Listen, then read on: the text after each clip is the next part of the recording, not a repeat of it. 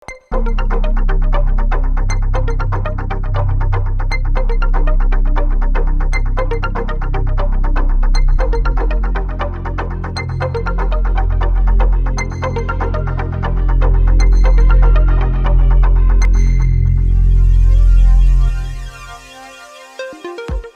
to the Fresh Cut by Ganjapreneur, where we get straight to the source, interviewing the retailers, growers, educators, writers, and interesting people who help make this industry work. I'm Cara Wietstock, the culture editor at Ganjapreneur, and your host today.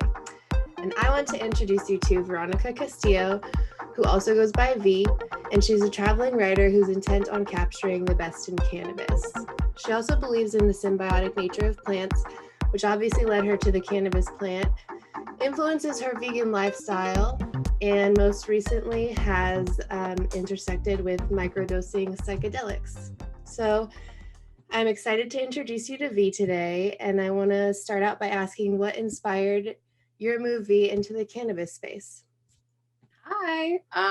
Okay, so migraines. I was diagnosed with a chronic migraine with vertigo in 2014.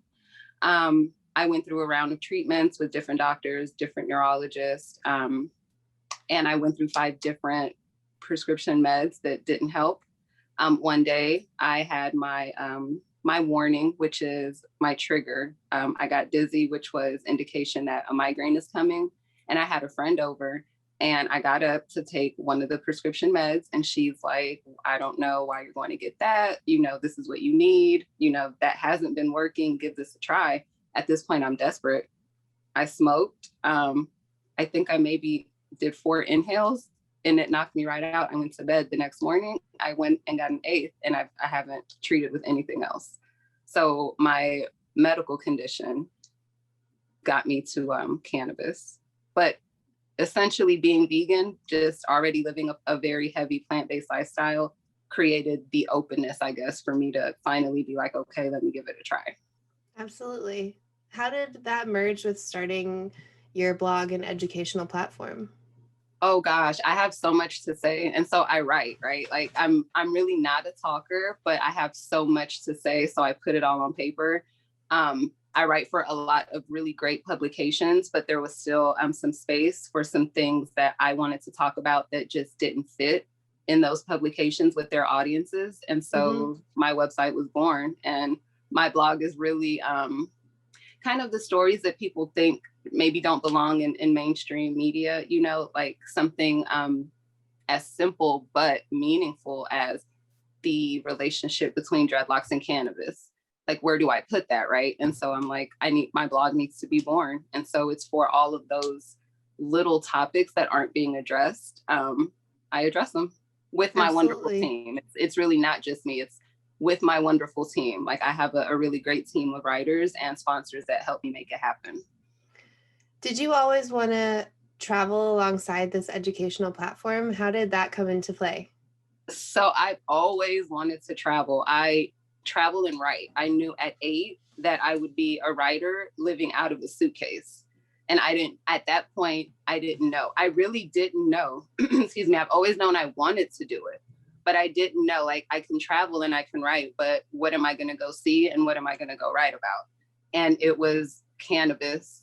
When I grew up in the South, and so the stigma is, oh man. And so I always thought cannabis was the devil. That's what they teach us. And when I found out the truth, it was then when I'm like, this is what I'm going to go travel and write about. That is pretty cool. What state in the South did you grow up in, or all about? Florida. All the way at the bottom. And then in Miami. So all the way down there, like the bottom of the bottom. It's slowly opening up down in Florida, luckily. Yeah. So you always knew you'd be living out of a suitcase, and now you're up to traveling like every month, spending summers on farms. What exactly dictates where you're going to visit? And so work, you know, like what story needs to be told. If I feel that the story is better captured with me being there, because we can all write about any and everything. Yeah. But when I capture stories, a lot of these stories, they're better told if I'm on site. And so I think I call it, it's kind of wild, right? Because not a lot of people, and it's like it's community. It's like what our leaders did before, right? Traveled around and they would get on stages and people would house them and they'd open their doors to them. So I'm kind of going back to the roots of it. But I just throw it out there, and it's like, I would love to tell your story, but I would do it better justice if I can like be there. Can I put my feet in the soil where you grow these plants and let me tell the story through the soil? And it's on like really like the hippie thing, but I think it works. So that really dictates, like if someone reaches out and they're like, I would love for you to tell my story, we're chatting about it. And I'm like, hey, what do you think about me coming out? And if they're on board, I'm on board, and we make it happen. Do you ever have challenges when you do ask? Like, has anybody kind of created hurdles or been a little, I don't know about you coming out here? So yeah, I've been trying for the longest time to get out to the Emerald. And so for a long time, I haven't been able to, because it's been that. It's like, yeah, I mean, yeah, you're a writer, but it's like, I don't, and I get it. It's that whole, I don't know you, like, who do you know type thing. And so, but now like I was finally able to make it happen with the help of my guides, which is Homebot Grace and Rise Wise. They're going to be my guides and take me around the whole triangle. But it's been a challenge. Like I've been doing this, not really forever, right? Like 2015 was my introduction to cannabis, but I've been writing and I've been with some real like Ganjapreneur, some really dope publications, and it's been hard. So I had to really get in. Yeah, absolutely. Yeah. It's a steel trap to try to get into the Emerald Triangle. It's kind of like a word of mouth. You know someone, they have to vouch for you. So yes. I'm stoked that you're going out there this summer. Let's see. What experiences interest you the most when you're setting out on a travel or when you're looking for somewhere new to go? Is there anything that really piques your interest? I absolutely love going to farms. Like the best of anything that I do is when I'm out on a farm and when like I have like free range on the farm where I can like kick off my shoes and go like walk barefooted, like with the plants. Like I love everything that I do, but there is absolutely nothing like being on a farm, like acres of cannabis plants, like taller than you'll ever be, as tall as tree. Like it's different, it's just, I feel more connected and it's great. I even do this with vegan businesses. So smaller vegan businesses. And, the owners will have like a space, a guest house or, a guest room that maybe they do Airbnb things through, but they'll like allow me, they'll host my stay there. And that's always great too, because I'm connecting with the business owner and there's nothing like that. But in that same breath, like just farms, being surrounded by plants is my absolute favorite. So anytime a farm is like, yeah, you can come out here and pop your tent up and live on my farm, it's like goals, dreams come true. It is so exciting to watch flowers pop out of the ground up here in Washington. And what you just said really like made me feel like my feet were like warm in soil, where it's kind of going up through your toes, which could sound gross to some people, but gosh, that really brought some happiness, some oxytocin to my brain. It's been dark up here. Yeah. And I spent time in Washington, and one of my most favorite things is like berries everywhere. Like, oh my gosh, everywhere. At the beach, berries growing in the alley, like berry everything. And like edible berries, not like I have to be scared that these are poison. These are like berries at the grocery store for $10 a pint, growing for free in nature. It blew my mind too. Yeah. Just blackberries like on the highway entrances. They're everywhere. My dog learned how to eat them off the vine without like pricking his little mouth. It's very cute. I'll send you a video of that. So do you have any like particularly memorable experiences on the road? Was there a trip that just like really tickled you or really taught you something that stuck with you for a long time?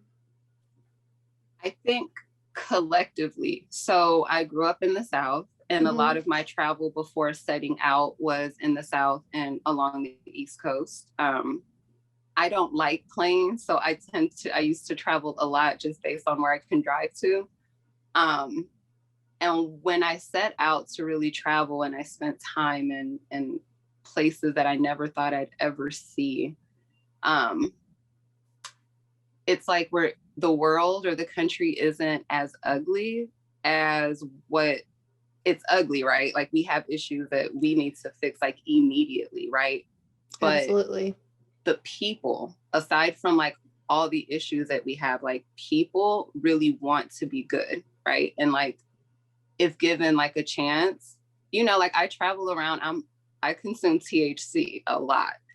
I'm generally high and happy. So it's what I am. It's like and I guess I'm beaming it. I don't know. So I think I receive people different. I think people, it just collectively just driving around this whole country and spending time in places, we're not all ugly. And, it's kind of like, for me being like the little curly hair, Afro Hispanic, I went to Montana and people were so freaking nice to me. And I was nervous. It's me going in there kind of already judging them, like from my experience growing up in the South and the history of the South, but Montana and the South have nothing to do with each other, right? But I was going in kind of already nervous and those people were so like beautiful to me. So collectively, not being fearful. I want to encourage everyone, if you want to go see what Montana looks like, go, like the people are warm, because we don't hear that a lot of the time. It's everything like, this against this, and you can't be this and go there because they won't receive you. And it's like, that hasn't been my experience at all anywhere in this country. That's like, a beautiful thing. Yeah. You definitely do have a very kind spirit though. I mean, I've only met you on video, but give all the thanks to cannabis. What are you smoking on right now? London Pound Cake, and it's a beautiful sativa. Like I feel really great, but the dryness, like it really sucks the moisture out of you. Yeah. Out of me anyway, because someone else might not have that experience, but I love it. And I'm a sativa girl all the way, and it's a really beautiful one. I envy your brain. Sativas make me wind up. I'm like granddaddy purple for breakfast kind of lady. A true Cali. Yeah. For sure. Got perps. I want to get back to travel a little more because I find it really interesting how you get sponsored. And on the road, people will help you get from point A to point B. And I want to know kind of how that process works and what an arrangement with a brand that you partner with might look like. So in Washington, right? I struggled in Washington because I have SAD. So rain season was hard. Yeah. But I was still, and so much came to me in that stillness. And a lot of what I want to do is community driven. Like I want to build whatever weird little community, because a lot of people, like I'm weird to so many people. So I guess whatever weird little community, I want it to be community driven. And it's like, I want to travel and I want to see the country, but I want to also, it's great to read. I'm a writer. I encourage people to read, but like reading is like the gateway, right? And then after reading, for me, it's like, okay, I like to go be hands-on.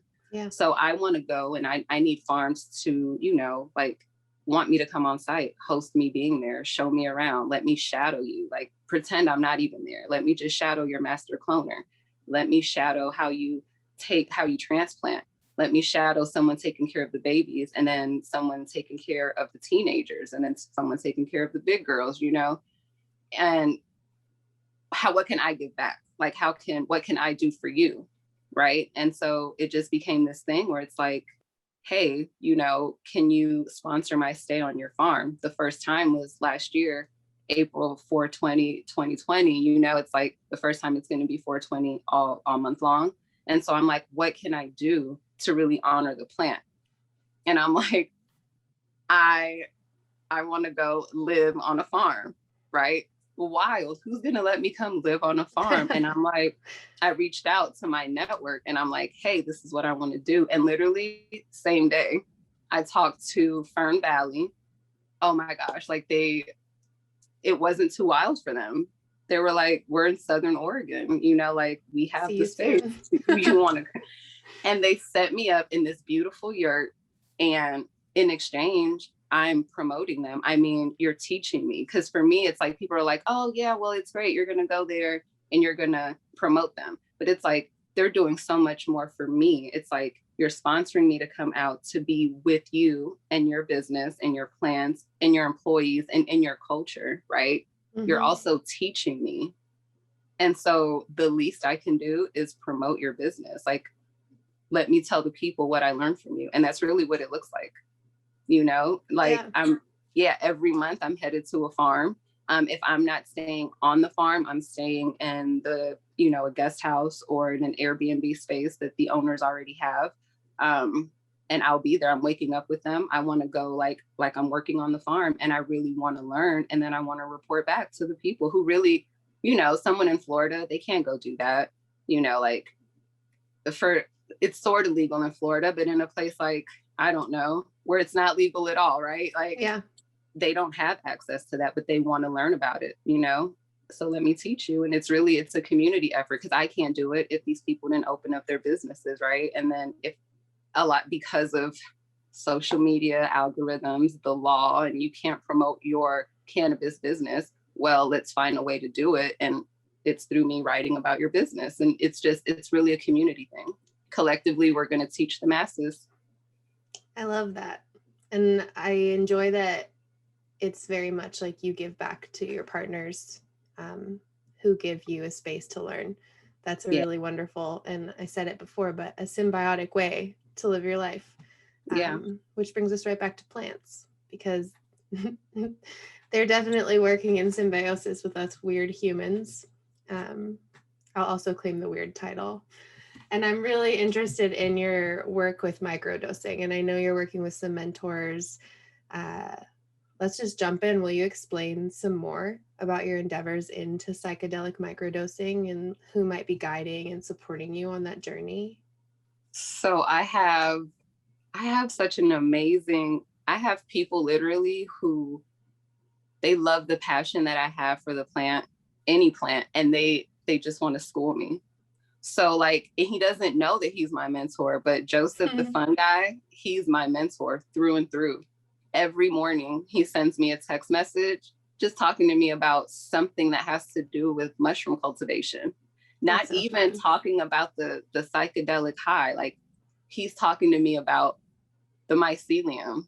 He's talking to me about just the cultivation angle of it, the medicine in it, not even the psychedelic medicine, but the B nutrients, you know, like the potassium, the proteins. It's at the really educational on the psychedelic end, and really learning about natural psychedelics versus not. So like maybe a magic mushroom versus LSD.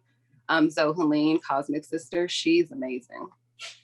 Through them, and I'm so grateful for them, because through them, I was awarded a scholarship to then attend the San Francisco Psychedelic Society. They had a 6-week microdose course. And so all of that collectively, like at the core are the seed planters. And then I throw myself into it by actually microdosing because I can talk about it all day from what I learned, but then I also like to talk about from experience, you know, like, so I want to educate on magic mushrooms, but I also want to educate like through my experience. So I'm writing a series on my microdose experience, because people, you know, they trust me, they're reading my work. And it's like, if they want to go on this journey, I want to be able to at least tell them, for me, what it was like at the bare minimum. You know, maybe no one else in your life has consumed these. And so I'll be the one, you know, it's how passionate I am about it. But through that, the healing that I've gotten through them, it's actually how I'm here today. Like, video and things like that is not my favorite, right? But mushrooms help me get out of my own way. So that's a great way to put it. Oh gosh, yeah. I always say that cannabis gave me the courage to walk up to the door that I knew needed to bust open. And then magic mushrooms was threw it open and walked me in there. Have you noticed any change in your cannabis consumption since starting your microdosing? No, I consume the same. You know, like, I don't consume mushrooms every day. I don't even consume them every month. Mm-hmm. It's like a real like a spiritual thing for me. It's like I'm being called to consume them for some reason, you know? So no, but cannabis is in my everyday. That's the one plant of all the plants that I love and consume besides, you know, the food plants. Cannabis is my only daily, like even kratom. I'm starting to consume that. That's not an everyday for me either. It's when I'm called to do it. Okay.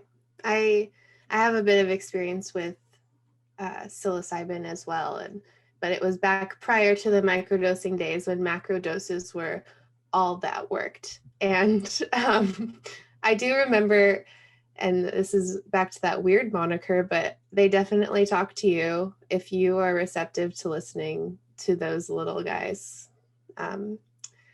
It's good that you are taking that approach in order for your brain to be able to tell you when you're ready. In my completely novice opinion. No, but it's true, because you need to allow time for reflection, right? When you're consuming intentionally, you need that reflection period. Like they're going to talk to you for days. It's not just in that one moment. Like they're with you for days, for weeks, for months. And so you have to like allow that space. So yeah. And that's a responsibility, taking on that journey, like with the mushroom. And there's a lot of gatekeepers in psychedelic medicine, which can be viewed both negative and positively. How do you feel about the knowledge of psychedelic medicine being more accessible, or the role of the gatekeeper in general? You know, people like Zoe Helene who are able to teach, I would consider like a gatekeeper. It's not a negative term, but. No, but I know what you mean. And it's because we still have all those stigmas, right? And it's not really like our fault that as a society we think like that. It's that the government did such a masterful job of like brainwashing us to think that plants aren't the answer. Like I wrote a piece about the plants that the government doesn't want you to know about, because all of these like Schedule 1s are like plants that grow naturally. It's like you're criminalizing nature, and it's the most ridiculous thing. But the government doesn't want us closer to plants, because then people like me are born, right? Where it's like, I see past this agenda. Yeah. Like, what are you talking to me about right now? They don't like that. Plants will just, and that's the thing is I advocate for all plants, but you can get to a point of like a certain like ego death and awakening just through consuming plants in your diet, just eating plants alone. Like, which is why the government doesn't push veganism. We don't want you to be vegan. We need you to have like all the food in the middle of the grocery store that has no nutritional value, right? Like, they don't tell you to just stay on the outer perimeter, because that's the only food that serves purpose for your body, and all that stuff in the middle is not really food, right? Yep. They don't want us near plants. And so the food pyramid is just a lie. So I love those of us that, and I get like, it's kind of dangerous to advocate for things that are not legal, right? Like I take a risk all the time posting about me consuming mushrooms. They're not legal. They are decriminalized, but it's my obligation. Like I want to move people closer to plants. And so for me, it's like one of my idols, right? Malcolm X, like by whatever means necessary. So if it means that I have to consume to know from experience what I'm writing about, it's my responsibility. Have you always had such a responsibility to others and to provide them with a clear path? Yeah, that's the Aries. Yeah. I feel like I've always been, I think my approach was horrible before. I'm an Aries. I'm a very, I know that now. And so now I'm more chill. And again, thank you to cannabis for like calming me down. My intentions have always been great, but I always feel like I've been a seed planter. It's just like my approach. Like I've been vegan for a very long time. And it wasn't until a couple years ago that I realized that vegan is a privilege and not everyone can just up and go vegan. And so when I'm preaching about go vegan, I have to also provide resources, right? How do you go vegan? Like if you're in a food desert, how do you make that happen? And, so it's like, thank you to cannabis, because I think my approach has just been horrible, but I've always been, like this, like always wanting to plant seeds and move people closer to, I'm not, like move you away from like the government brainwash and just think for yourself, type thing. Absolutely. And You mentioned you've been vegan a long time. How long has it been? So I went vegan all the way in 2012, and then I I fell off, right? What I noticed about me is that whenever something in life is not, whenever I'm off balance, my diet is the first thing to like be thrown away. And so I went back to pescatarian in 2015, and then in 2017 came back to veganism. So off and on. And even through all that though, like I always knew, like even when I'm like suffering through something like in life and my diet is like crappy, I always know that I need to go back to plants because I can tell the difference in my mood and my attitude and my perception and everything. So even in that, like I'd still have heavy vegan days, but then like on a real stressful day, I don't have time to think about what I'm cooking. I'm going to get a fish sandwich type thing. But off and on since 2012.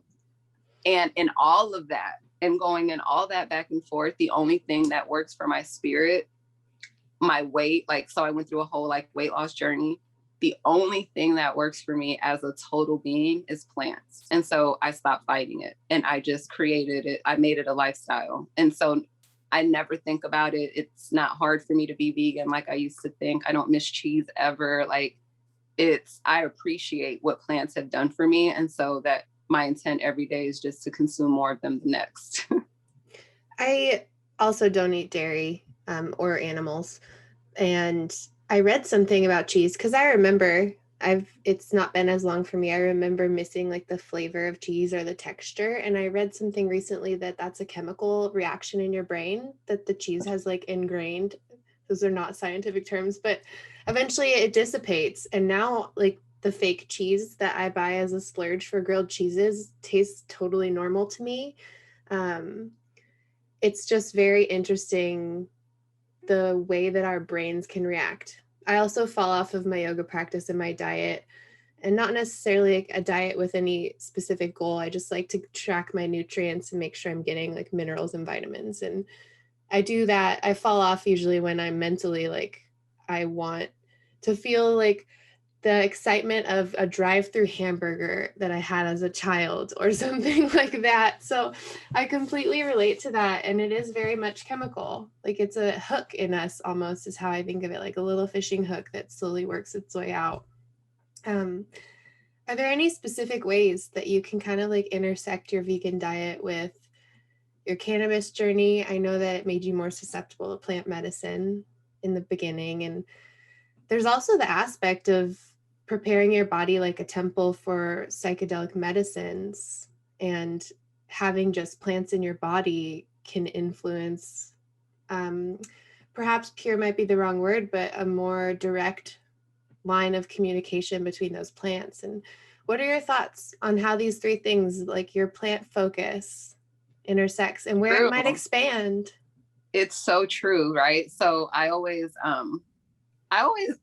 it's weird when I look back, and so I don't believe anymore in like something is a coincidence, right? Because my whole life is like been this like puzzle that I've seen it put together, right? So I grew up in the South, and my dad, he used to like raise our chicken. Mm-hmm. And I always knew that something wasn't right? Like these chickens are my animals, but then I'm realizing we have one less and we have chicken soup. And I would put those things together. And one day I cried because I was looking down at my bowl and I realized what was going on, right? Yeah. So then I've always been weird about like meat. Like I would pick at it. Even though I was a meat eater, I would never bite into anything. Like I pick it apart and I irritate everyone, especially with chicken wings. But I'm like, I'm not eating all of that. So I've always been like weird about meat. And it was me wanting to lose weight, right? Like that started my whole health journey. Like I've always been some kind of aware of it, but it was when I started my weight loss journey that I started like consuming, obviously, right? Like that's weight loss 101, eat more plants. You can't eat all that crap, right? You have to. So, and I would notice how I felt, and just like, it started making me like not that I was a bad person, right? But it made me a more compassionate person. That's the word. Because being an Aries, right? We're angry babies. And kind of judgy, right? Yeah. And it's like really opinionated too. Like we're like the number one, and it's like our way or no way. I'm fully aware of that, but I wasn't then. So I was just like that person, and plants just this just did a thing for me. And for me, like you said, I think I encourage people before you consume anything, right? Like magic mushrooms, for example, like your body, like you prep for it. You prep for it like you would for a date. Like you're not going to go on the date without looking presentable and without preparing yourself for it. Well, like mushrooms are like a date, and you prepare yourself for it, and you hydrate, and you like give them something good to digest in, right? Like they grow through nature, like have your insides clean, like more fruit, more vegetables, like really they, for me, in my opinion, it always works better. Like in my opinion, right? Like humans we're not supposed to eat meat. So less meat is overall better. But when you are treating anything with plant medicine, like plants love plants, right? And then we also have to, a lot of the animal that we do eat, like they survive, we're eating them to get the nutrients that they have, that they get from plants. Yeah. So it's just more plants.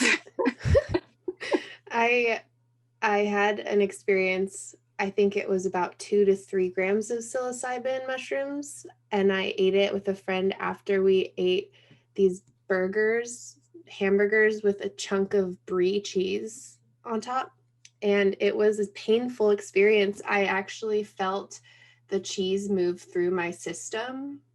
And I'm allergic to dairy, and I didn't know at the time. And I know that was a lesson, but I remember that all the time. It was probably 9 years ago at this point. And I'm like, oh, remember the brie battle? Like, I remember it moving through my body and thinking like the mushrooms are mad at the cheese. That was like the one thought in my mind. But it's very much true. Plants like plants. And I study a lot of pagan lore, and meat was in that world as a sacrifice and an offering. Like you would go to battle and you would eat meat, offering to the gods then, but like probably also for extra protein because you're not going to eat for 3 weeks maybe. Like the introduction of meat at such a large scale into our daily diet is definitely different than I think what our bodies crave.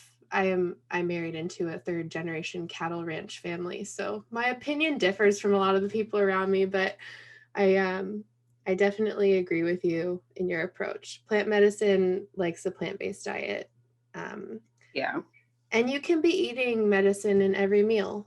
I didn't realize this either, but herbs and spices all have benefits. And if we add them every day, and magical ones too, if you wanted to go in my woo-woo world with me, but you can add these things to your food. And gosh, does it taste better, y'all? Please put more spices in your food. But yeah, cannabis is just one piece of this huge herbal puzzle, and we've like extracted it out almost. So I love your approach. It all is working together. Thank you. Yeah. I like what you said too, because we aren't like, even when, people are like, well, we always ate meat. Yeah, but not like this. Like you said, like meat would maybe be in a pot to season the beans, or here and there, right? Like not special like, occasion. We're at a point where I meet people who can't even consider a meal that doesn't have meat on the plate. And it's like, you had it for breakfast and lunch. Like, like you can survive with a nice fat salad. Like I make salads. I don't know. Like I don't make boring salads. My salads are lit. And it's just like, oh, but I still need meat. And I'm like, but it's not. They put the government, I don't care what anyone says, they're putting stuff in the meat. They're making us like crazy addicted to it. And it's just like, it's not our fault, but I plant those seeds where I say stuff like that. So people are like, is she serious? And then please go start reading. I encourage everyone. Like I just plant the seed, and I want everyone to do their own research. Like even if I wrote a 2,000 word piece on it, go do your own research, right? Like I'm just planting the seed, and I'm kind of opening your mind to that. But I encourage everyone to go on their own research journey. Yeah. Is there any content on the blog that you specifically think of for someone who might be interested in like we started with just 1 day a week. We wouldn't eat meat at our house. And that is how I'm slowly transitioning my steak eating husband into like, he really only eats meat for breakfast before work. Anything on the blog that you can think of off the top of your head that is a good resource for someone? Yeah, I published a piece called My Journey to Veganism. And I go through, and it's linked to another piece that I wrote about my weight loss journey. So I do talk a lot on the blog, and I really, in everything that you read from me, I'm always advocating for plants, but specific to veganism. That's like a whole guide that I published with like weight loss tips and meal tips and like just little things. Like for me, I always know when my body wants protein because I want to bite into a burger and I don't want like a burger, right? I know that my body's like, I need protein. So then I'll go like cook a whole block of tofu, right? Like I make a really awesome tofu scramble. So I'll make a big old tofu scramble. But you know, things like that, just like learning to identify like what you're thinking of a burger. Do you really want a burger? Or is it that you really want protein? And then we always think that animal's the only way, but that block of tofu has so much more protein, also has calcium, also has this and that, that's going to serve you better than the cow, you know, like, yep. And then I always say, if we were in India, we wouldn't even be able to eat cows. Like they're sacred there. So it's like, we shouldn't, right? We do need protein, but the cow gets the protein from the plants. We should just bypass the cow and go straight to the plant. Yep. The reason I actually finally was able to stop eating meat is because, well, it was because my guts were like, no, and I got sick. But the concept of ahimsa, which is the Sanskrit word for non-harming, it just translates into not harming animals. When you kill an animal, no matter how you're doing it, there's like fear and violence, and you're taking that into your body, and it's becoming a part of what makes you biologically move, and it's your energy. So that's saying, right? You brought up India. Saying, you are what you eat. It's the simplest, but literal. It's literal. Yeah, absolutely. You know, we talked this whole time about the blog and didn't name it. So how can people search for it if they're looking to find just all of your resources? Because I know they can just search Veronica Castillo and probably find it, but yes, you can. So you can, there's a few ways. I'm going to give you the link, right? It's V, but my V is not just V, it's VEE, which is probably a horrible marketing mistake, but it's all good. No, it's you. V traveling veg canna writer. But if you go to Google and just type in traveling cannabis writer or traveling vegan cannabis writer or my name, like I pop up. So You'll find me. Just Google anything that has to do with my little wild world. I promise I'll pop up. Do you have any future plans with the blog to grow? I know you're always bringing on new writers and you're finding great new people to share their stories. Yeah, so the blog is a blog for now. The intention is to make it a magazine. And I have this really amazing concept for it that I hope will launch and go live in 2022. But I don't want to talk too much about it. Cool. But yeah, I'm definitely turning that more into a magazine. And then the site will have a merch store launching later this month.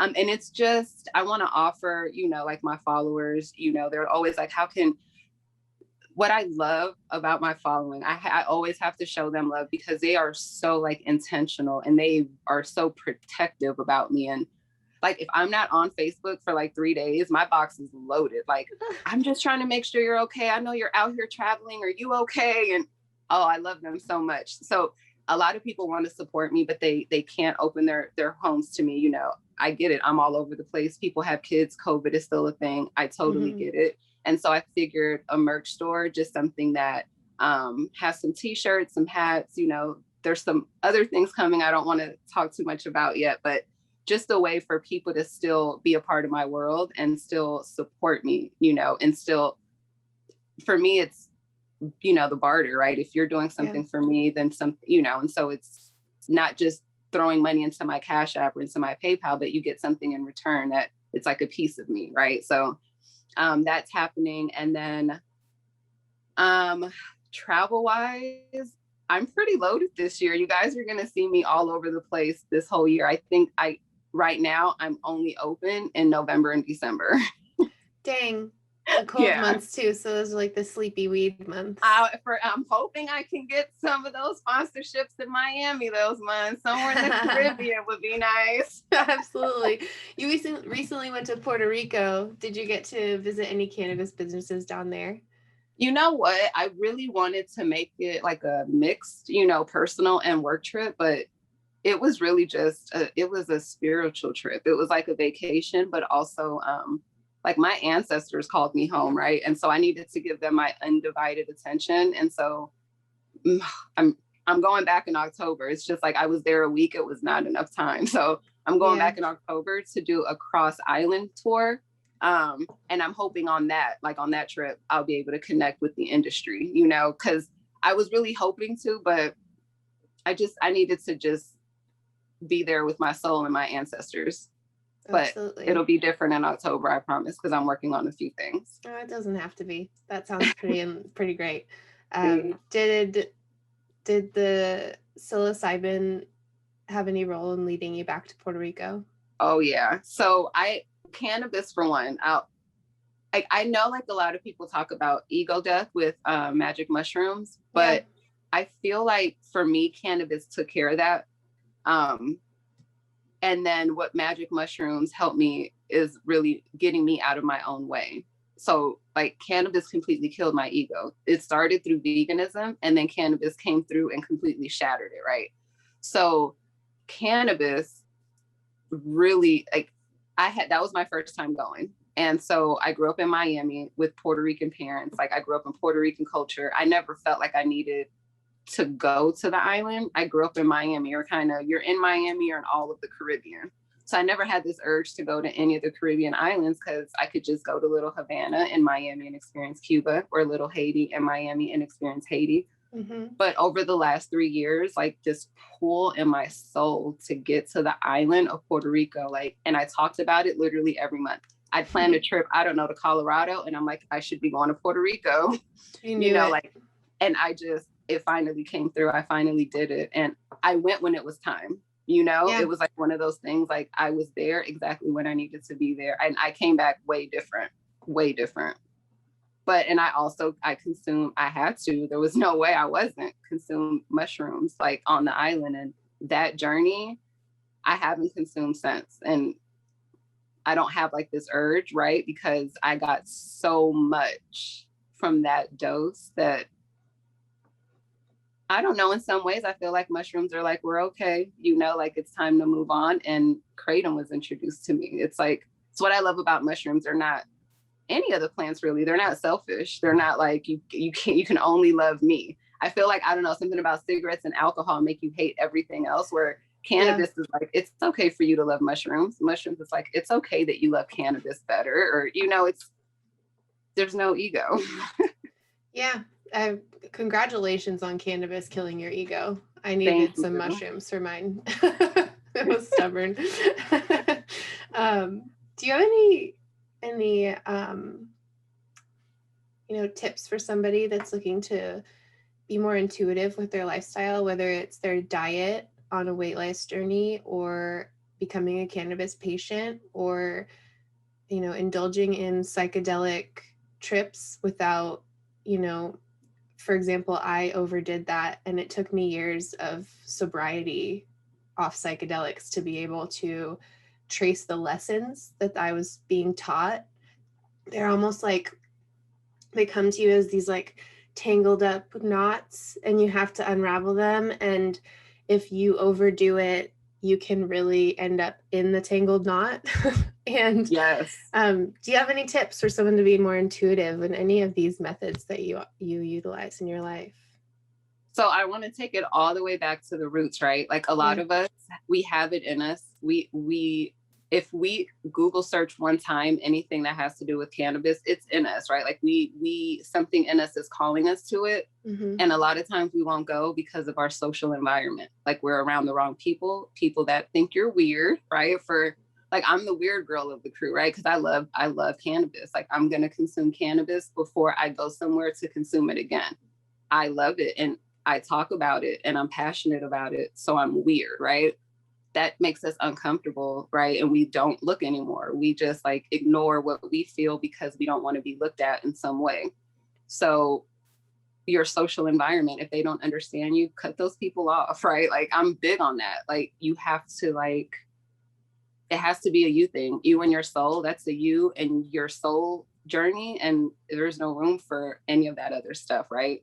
And then when you arrive there, your why is important. Why do you want to consume cannabis? Because for me, it was migraines. For someone else, it may just be their anxiety, right? Or someone just may want to experience ego death. Your why is important. And then even when you identify your why, read, research, talk to people that have consumed. Don't go all in. Like, bless everyone's heart, the ones that never consume cannabis and then go out and get, I don't know, something like as potent as sour diesel, which is beautiful. That strain is gorgeous, right? But maybe too much for a first timer. So maybe starting off with CBD and inching your way into low level THCs, right? Which if you have anxiety is the best way to go. So research. Yeah. Right. It starts with getting rid of the people that think you're weird for wanting to learn about it. And then your why, and then from there, the best way to handle your why, like the best way to consume for your why. And then even still pull back, because I may be able to consume 50 milligrams of a THC edible doesn't mean, even if you're experienced, that you can, right? So everything in moderation and baby steps, which is why I so encourage microdosing with magic mushrooms. Like I have been consuming for a year. I still haven't consumed a whole 3.5 grams at once. Microdosing does so much for me. And because I'm not chasing a high or like that wild trip, I have no desire to like do that to myself. If in my core, I'm like, no, I'm good with microdosing, right? So yeah.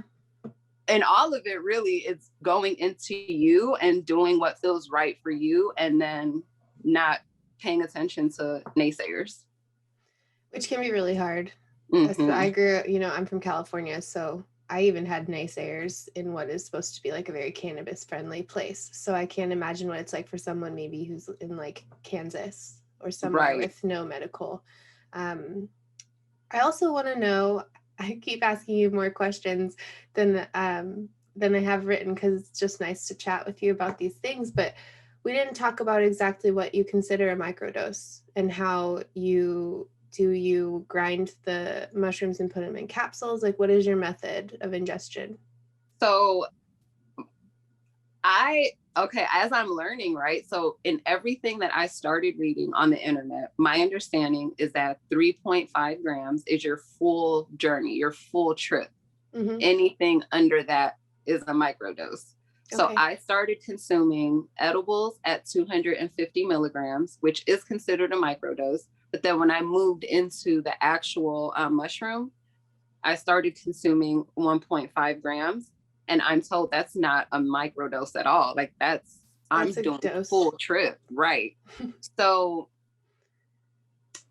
I'm still learning. And so for me, I feel like I get a lot out of it. Like what people describe as micro, I'm like, I do feel like I'm getting a full journey out of it. So the people I named, Zoe and Joseph, are the ones that it broke down, like full trip journeys and things like that. I feel like maybe I have been tap dancing in full journeys. I encourage everyone who wants to consume first, obviously discuss it with health people, right? Because I don't have anxiety. I'm speaking from someone that doesn't have anxiety, but there are millions of people in this country that do. So someone with anxiety should not follow exactly what I'm saying as someone that doesn't have anxiety, right? Yeah. So I feel like edibles, because those, just like with cannabis, I feel like edibles are the safest way to microdose anything. CBD, THC, psilocybin, edibles are really, because even in a 10 milligram, you can break that in half and even microdose the microdose. Versus Absolutely. If you don't have a scale, you have a mushroom in your hand, and that baby could be, and maybe that's I'm right. Like that baby could be 3 grams and it looks like it can't be, but it could be. So I microdose the microdose. Like even when reading my writing on it, take a little less than what I have consumed, because I'm coming from experience with cannabis, right? So I know what it's like to be high. Someone who's never consumed cannabis and has no interest in cannabis has crazy interest in mushrooms, which is great. But if you're inexperienced with any type of psychedelic, you should really microdose the microdose, and then maybe even microdose that. Like there's nothing wrong with baby steps, because the journey is different for everyone and everyone's going to have a different reaction, right? Like I love sour diesel. Someone else can't stand it. And I'm like, what do you mean? But the terpene profile doesn't work for them like it works for me. So yeah, it gives me migraines. Oh gosh. Yeah. Which See, makes and me I'm like, really no, think about your migraines. For me. Yeah. It's so cool. The endocannabinoid system. Can't wait for scientists to really jump in there. Seriously. It's been a really big pleasure talking to you about all of this stuff and reliving my days eating mushrooms in Golden Gate Park in my brain while we chat. I want to know, before we go, is there anywhere on social media or anywhere that you want to be found by people interested in continuing to learn from you? Yes, so definitely on Clubhouse, because I will be hosting a bunch of rooms, because I need to start collecting businesses. I need to create a bunch of lists because there's something I'll be announcing soon. Anyway, loving you guys the cryptic message. Yeah, there's something I'll be announcing soon, and it has to do with me obviously writing, but also a chance to be able to feature other businesses. And so I'm going to be hosting a bunch of Clubhouse rooms. And so I'm on there at Canna, CANNA, Delic, DELIC -pen, and then on Instagram. And I'm sorry for this, you guys. I know I don't know if I want to switch things up or just remain complex and difficult, right? On Instagram, I'm at B Traveling Veg Canna Writer, the same as my website, only there's an underscore in between each word. So B_traveling_. And probably with your name, Canna Writer. They can probably find you too. Yeah. Yeah, they'll find their way. The ones that want to always will. Yeah, so, but that's how you guys can find me everywhere. I'm really looking forward to Clubhouse and hearing what's coming. I love the new pen name. Thank you. So thanks for joining me today, Veronica. I really appreciate your time. Yeah. For the listeners out there, if you're looking for fresh episodes of The Fresh Cut with me, Cara, you can check out the Ganjapreneur YouTube channel and follow us on social media and subscribe to our email newsletter for daily news and updates.